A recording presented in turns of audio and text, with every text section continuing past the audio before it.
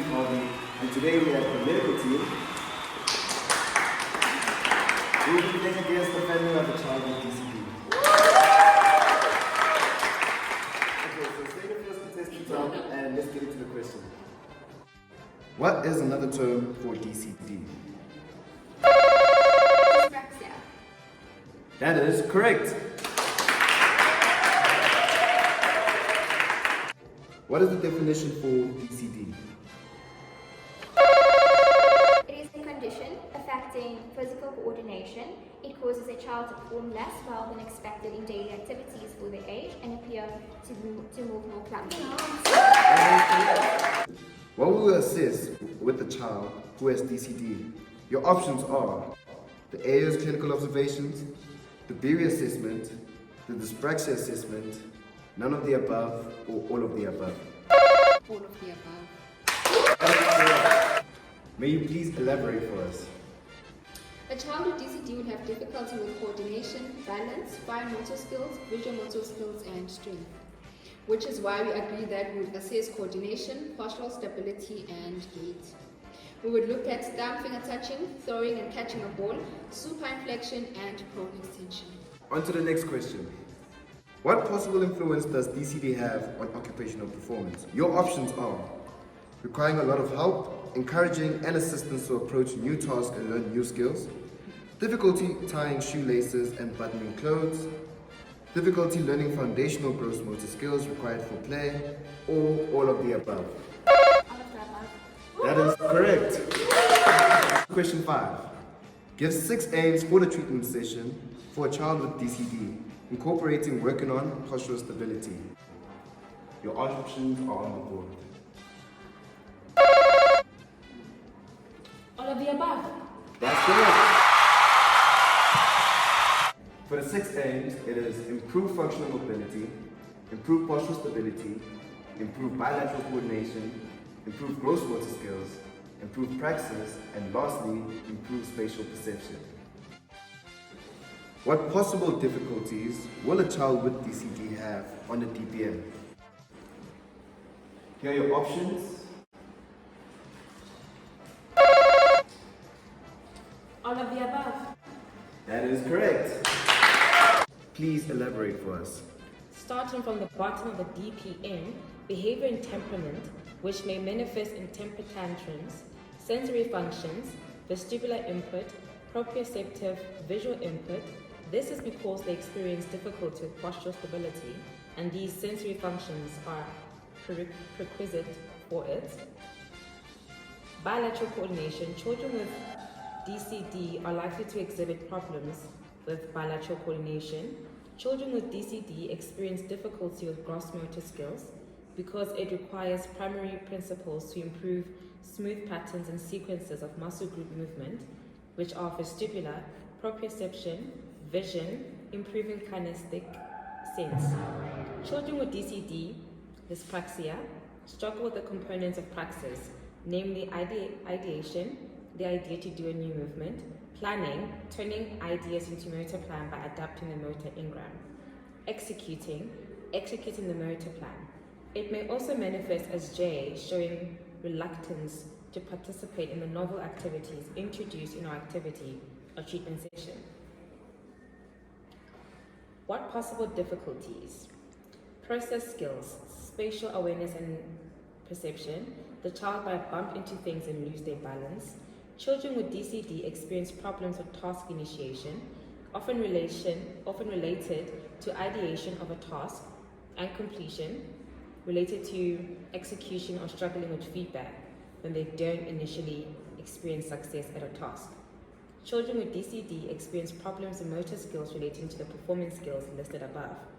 Functional mobility in the OTPF3 is described as requiring principles that will improve a child's ability to move independently and safely in a variety of environments in order to accomplish functional tasks. These include integration of all senses, postural stability, muscle strength, fundamental movement skills, balance, motor control, gross motor skills, bilateral coordination, sequencing, praxis, motor skills, and processing skills. Because many of these factors are problematic in DCD as described above, a child with DCD will exhibit problems in functional mobility. What COO is a long-term outcome for a child with DCD likely to focus on? The ADL of functioning mobility. That is correct. Please give me an example of a long-term outcome regarding functional mobility. In 6 months' time, Jay will be living in Windsor with his parents and foster brother. He'll be able to progress to grade 1 in a mainstream school. He'll have control of his trunk muscles, which will allow him to walk with an upright posture when moving from one place to another, and sit upright at a desk to complete education-related tasks.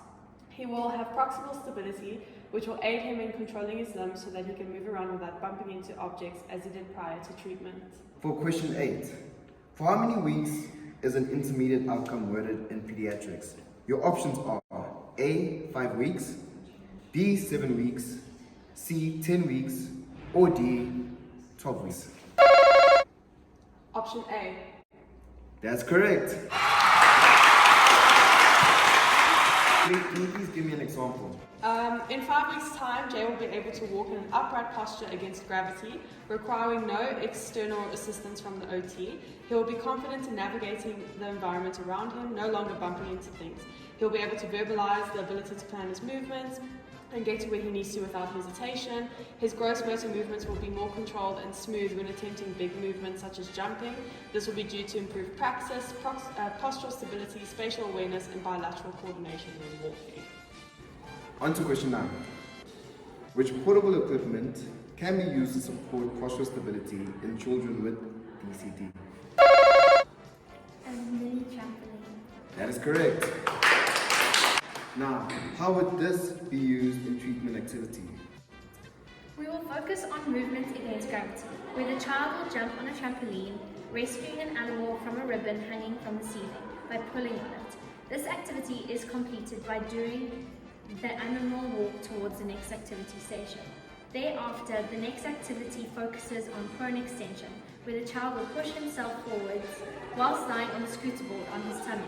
And finally, supine flexion, which will be achieved by the child holding the ball between his legs and passing it to the therapist over his body, backwards and forwards, backwards and forwards. The goal is to move the ball with a picture of the same animal on it and bring the animal home to complete the mission. That's good. And now, what are a few precautions? The therapist must be near the child when jumping on the trampoline. Make sure the environment is safe with unnecessary objects moved out of the way, especially on the scooter board. Make sure to not overstimulate the child. Observe and inquire about signs like headaches and muscle damage. Can you please give the structuring of this activity? Explain the activity. The activity must have the appropriate amount of sensory input. An OT provides a lot of verbal cues and a visual stimulating environment with a lot of different colored animals and balls. And lastly, image has to be shown. What are upgrades and downgrades for this? I'm not sure. We don't know. On to the medical team. Well, for upgrades, to improve postural stability, an upgrade is to add more stations or incorporate additional challenges, movements such as balancing onto a balance beam or navigating through uneven surfaces. For a downgrade, we could use a smaller ball for the supine flexion or providing additional support for the prone extension. To improve praxis, an upgrade is adding more animal rescue scenarios or incorporating additional challenges such as a balancing task or navigating through obstacles. For downgrade, reducing the number of animal rescue scenarios or providing more explicit verbal cues. For grading to the next session, upgrading the obstacle course as a whole will be providing fewer verbal cues and a shorter time when ideomotor planning has been improved. Downgrading the obstacle course as a whole is giving Jay more time to do the obstacles and more prompts for each activity in the obstacle course. What does the A in SMART objective stand for? Achievable. That is good. Can you please elaborate on that? At the end of the 45-minute session, Jay will be able to understand, verbalize and initiate his ideomotor plan regarding each separate activity in the obstacle course to the OT. Thereafter, he will execute the activity and be able to give verbal feedback if he feels unsure about a step being done incorrectly and respond appropriately to the OT's corrections. He'll be able to assume a prone posture on the scooter board and a supine posture on the floor to transfer ball to and from the OT 5 times per round with ease and complete the obstacle course without falling off the scooter board or bumping into objects. By using appropriate righting reactions when getting off the trampoline, showing his speed so he can assume the right and matching animal walking posture, and complete the rest of the obstacle course activities using smooth calculated movements. You complete the entire obstacle course in 5 minutes per round. That is correct. Which of these applied principles come from the motor learning acquisition frame of reference and can be used in the activity mentioned to treat DCD? The options are on the board, and the options are A. Scaffolding via forward and backward chaining. B. Using teaching learning principles when presenting an activity. C. Engage the child in activities that require variable adjustments to movement. And D. Task analysis.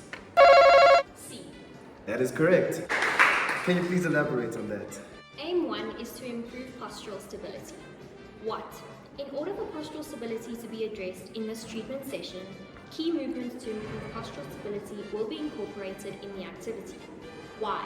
Engage the child in activities that require variable adjustments to movements. How? This will be achieved through incorporating 3 specific movements that work on postural stability in the obstacle course.